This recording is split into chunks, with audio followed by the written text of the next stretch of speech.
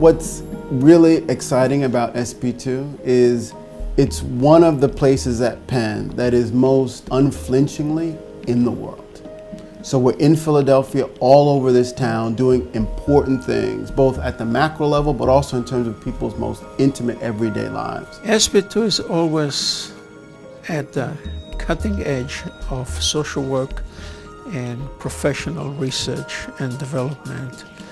Our social policy program, our nonprofit program, our social programs are really ahead of any other program in the country. We have students in social policy and nonprofit leadership and social work in classrooms together. They're often tackling the same issues from slightly different methodological perspectives sometimes, using different literatures, but they're talking about the same themes. They should be learning together because in the world they're going to have to collaborate and partner to fix it and to get it right. SP2 for me is like the social justice school at Penn.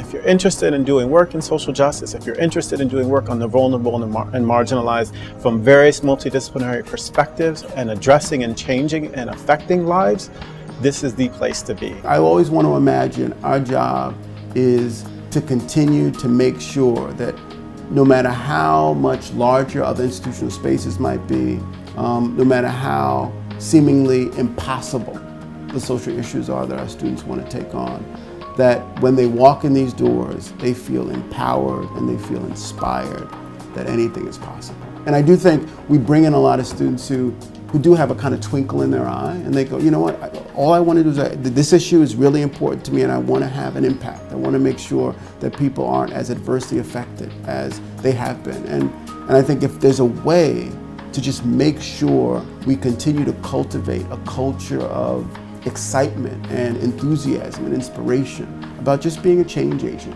and about trying to connect up with other people who have that same sensibility, you know, I really feel like this is a place that can begin to operationalize some really huge wins on these issues we've been dealing with for decades, for hundreds of years.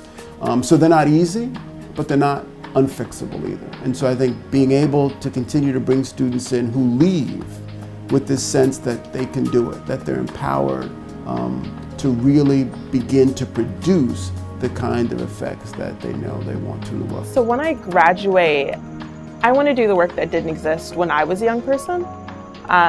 I want to be that school counselor that is, reaching out to girls of color in predominantly white schools and letting them know that you matter and that you exist. I want to be that person who's working with a newly landed immigrant in the United States and helping them get acclimated to different resources in ways that the social workers did when my mom first got to the United States. I think SP2 is one of these places that really gets how important it is to link education, like serious, rigorous research, with some translation process that makes it valuable to everyday people. That's what we teach our students. That's what our faculty are experts at. Being a first-generation college student, I never thought I would end up at a school like Penn.